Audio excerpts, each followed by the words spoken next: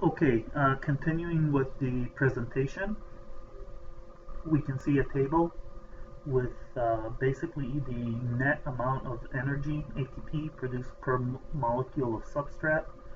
And you can see that the higher you go towards triglycerides being catabolized and proteins, you get way more energy. I will say this. You can see in the proteins that actually, or the amino acids that I wrote, that it depends on the protein, because there's so many proteins, there's so many different kinds of amino acids used that it really depends on what you're going to break down in order to know how much energy you're going to get. But I can tell you that it's more than fat. Definitely at the level of the average molecule. Alright, we are on slide 64.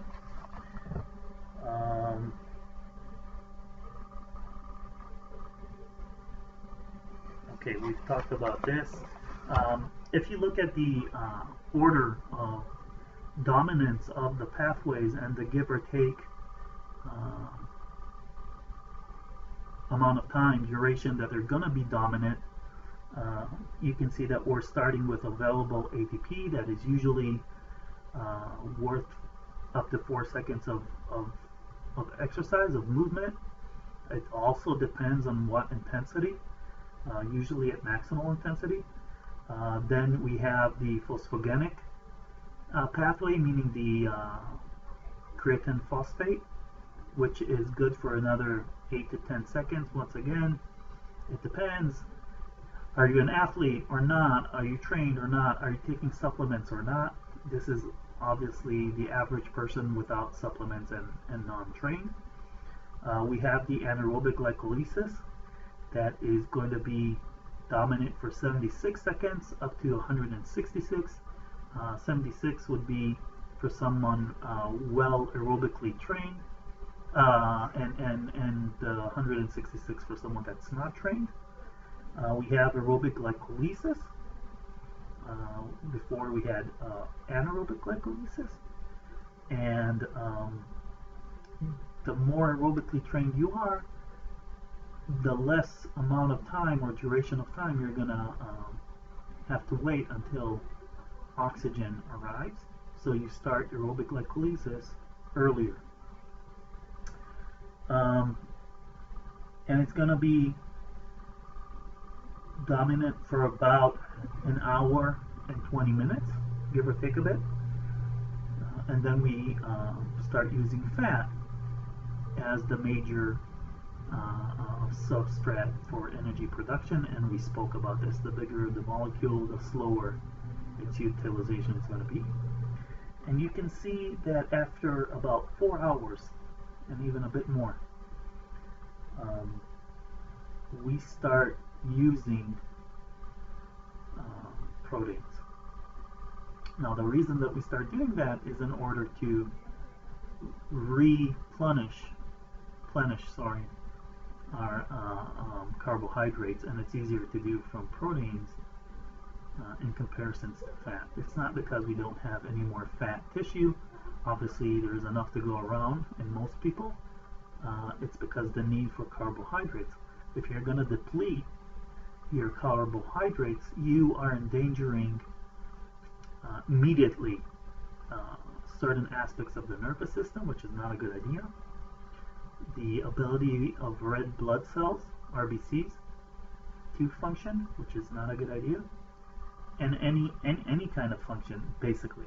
But obviously those are the two immediate ones, and if you're looking at a direct approach, the connection between the nervous system and the heart, and the nervous system and the lungs, you don't want to mess with that connection. And when you're depleting carbohydrates, you're definitely looking for trouble. So you need to find a solution, and a solution is given. One of them is the breakdown of proteins. When we're talking about breaking down proteins, we're actually talking about breaking down muscle or skeletal muscles. So obviously that's not something that we want to do a lot. We don't do that likely, and we will try to minimize that process as much as possible, but in prolonged exercise or physical activity, it's not always possible to do so. Obviously, this table takes into consideration that there is no external nutrition or beverages and so on and so forth. So that's if you're exercising based on what the body has, and that's it. All right, that's very, very important. Okay, so I'm on slide 67. We've kind of talked about everything here, and we're actually tapping into the idea of gluconeogenesis, meaning new creation of carbs or glucose, and there are several ways of doing that. One of the simplest ways is, as we've talked before, the breakdown of lactate. So obviously we have lactate produced. We can transport lactate to different tissues of the body and break it down, reassemble it in a different way. Obviously, two molecules of lactate become one molecule of glucose. We can also use proteins, especially alanine. Alanine has a pyruvate in it. If you break down two alanine units, you take out the pyruvates, you add 4 hydrogens, and there you go, you have a glucose.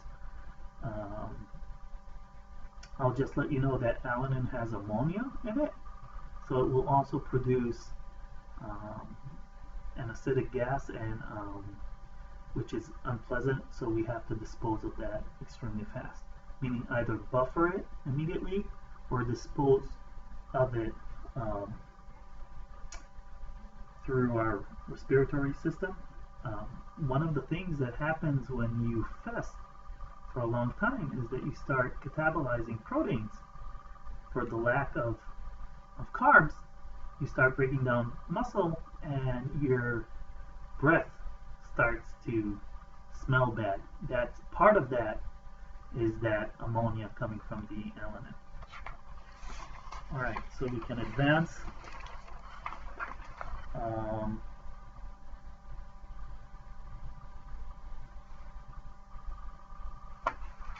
Okay, I'm looking at slide 71. We spoke about what's going on here. Okay.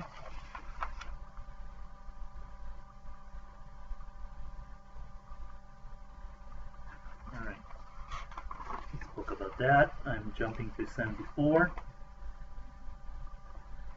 We see that basically gluconeogenesis occurs in the skeletal muscles, and the liver, and the kidneys, and the intestine when we're talking about humans. Basically 90% is achieved through the breakdown of lactate, alanine, glutamine, and glycerol, meaning that we can also reproduce glucose from fatty acids.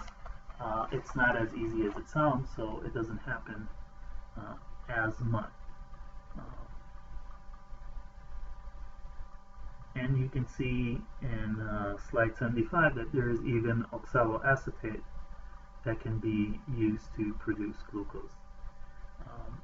Obviously, lactate and alanine and glycerol, but mainly lactate and alanine are the major sources of gluconeogenesis in the liver.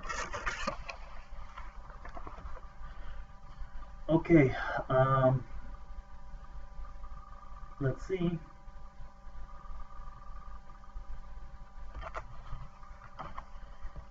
When we're talking about gluconeogenesis, we're talking about producing it with oxygen.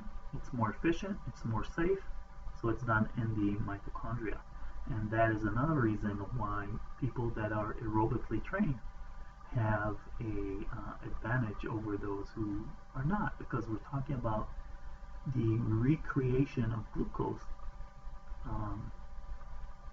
lowering acids, improving the cell's condition. So that is a huge advantage as well. Okay.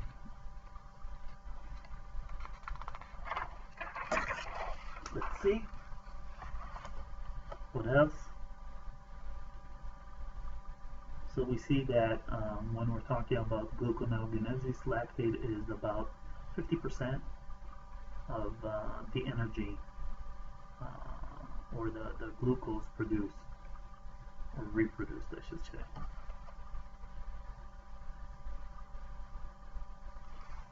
Okay.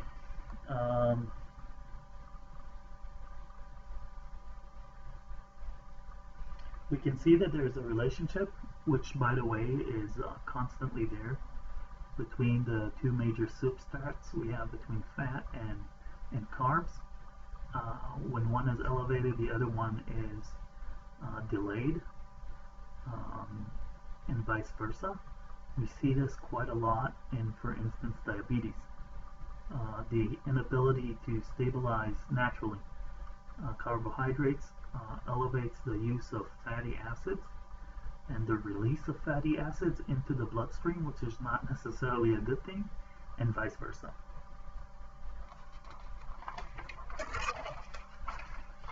Alright. On the other hand, an amazing adaptation through evolution is that the cardiac muscle, the heart, is highly capable of oxygenating lactate and producing energy. This is of course very important. Think about, once again, survival. If you have high levels of lactate and this muscle is not able to catabolize them, lactate or the acidic environment that might result from lactic acid or lactate being broken down might stop the heart. So this is a protection mechanism, a survival mechanism that is very important and interesting at the same time. Okay.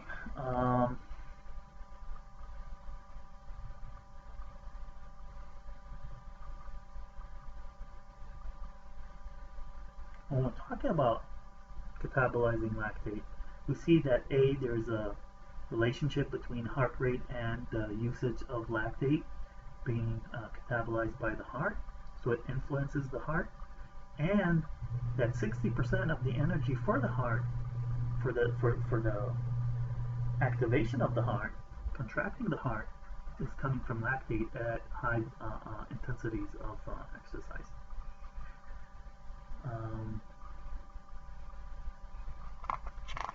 Okay, I'm going over slide 82. One of the interesting characteristics of cardiac diseases is the decreased ability to utilize lactate, which is obviously a decreased mechanism of protection, which might contribute to the symptoms or the lower or decreased functionality of cardiac patients. We see a similar reduction in lactate utilization with age. So think about the combination of two, that you are aging and now you have a cardiac disease. Your heart's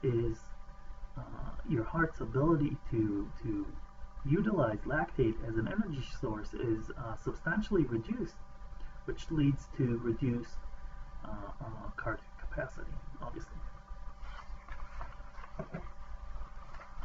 Okay.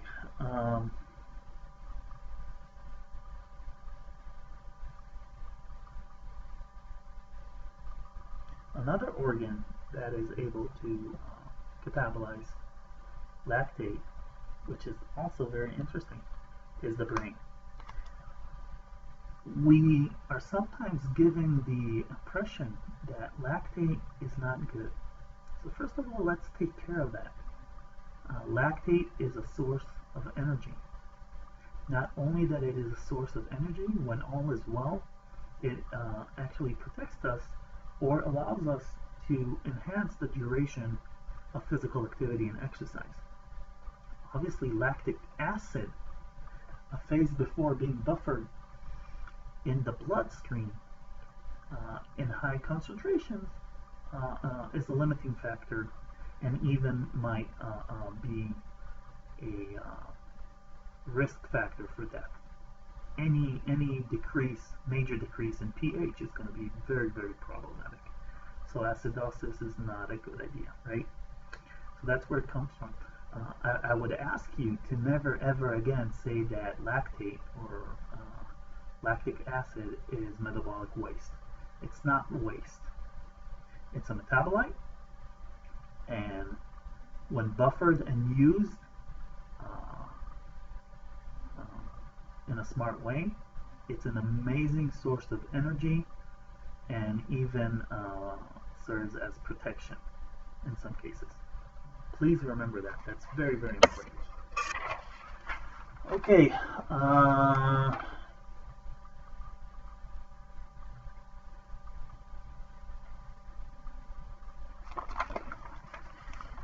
We are now going to the topic of fatigue on slide number 86.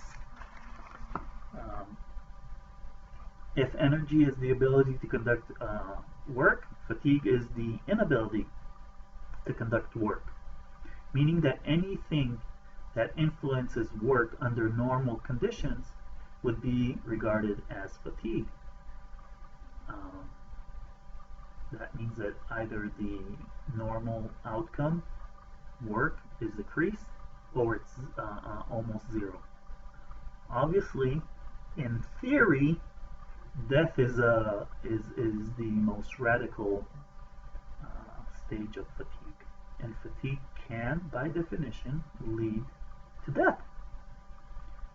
It can be mental fatigue, it can be physiological fatigue, it can be the combination of both, and they can definitely lead to death.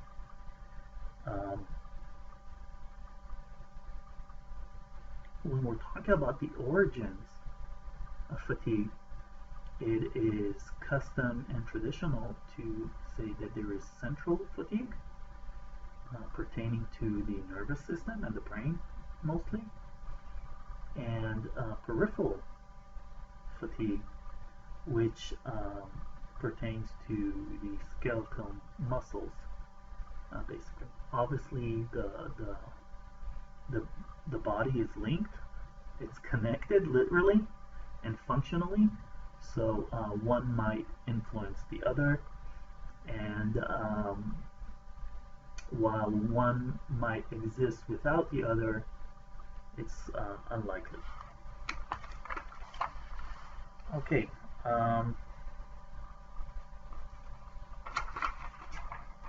let's see. We've talked about that. Obviously, once again, we can't escape it. It's impossible to disregard the connection, the tight connection and strong connection between the pyruvate junction and the idea of fatigue. If we're talking about anaerobic energy production, we are saying that when producing energy anaerobically, we're both reducing the amount of energy that we could have produced from the same substrate and creating acid. Both reduce the ability to work, or the total work produced. So by definition, in comparison to aerobic energy production, anaerobic energy production also withholds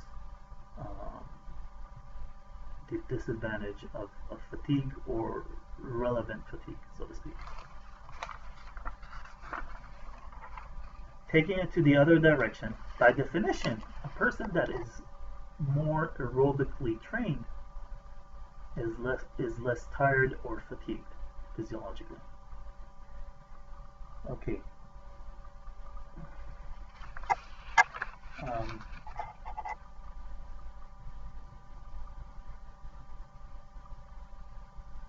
let's see.